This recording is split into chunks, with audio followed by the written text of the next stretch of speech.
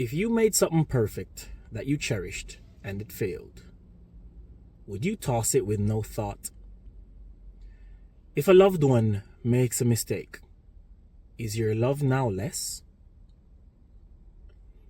If yes, you never knew love.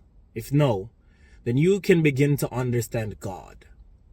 Humans were created by design with minds that transcend animal nature, but were craven, greedy, and needy, and impatient. And even seeing all this, he called us good, as though he saw what growth could accomplish. If someone only chooses to be with you out of fear, or out of what you can give, do you enjoy that? If you have to rely on authority to force them to talk to you, is that love? Is your answer no? Then you know something that God knows. See, choice was given so that we could choose to love. The same reason we code AI to make decisions. The same reason we're not satisfied with just rote precision. The same reason we ask for hands in marriage and not demand them. God could have made us follow a program, a code, to only be able to do as we're told, but no, we were given the gift of choice. We say, God shouldn't let bad things happen. And he could have seen our ways and said, hey, I'll make them do things my way. But then, what do you mean by bad?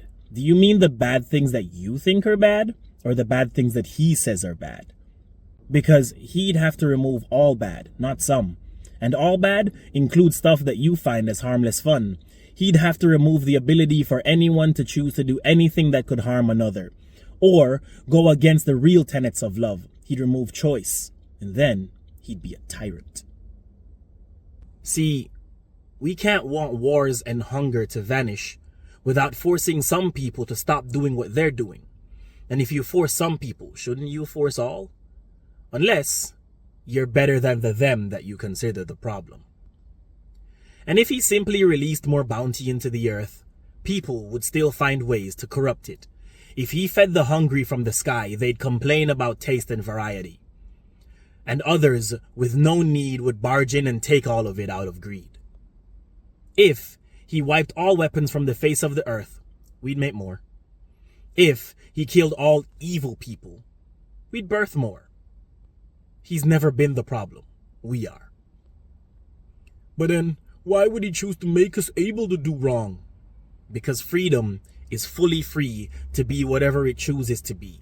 Limits on freedom negate said freedom and is in fact bondage. Here's what you really need to hear. There's a path you can choose that teaches you to live better, to model your life after the original trendsetter.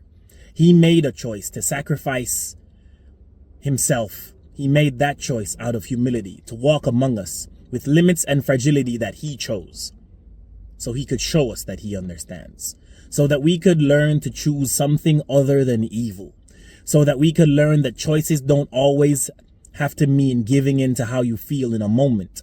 His death, burial, and resurrection weren't necessarily necessary, because he could have made another way. They were a choice made from love to teach us a better way.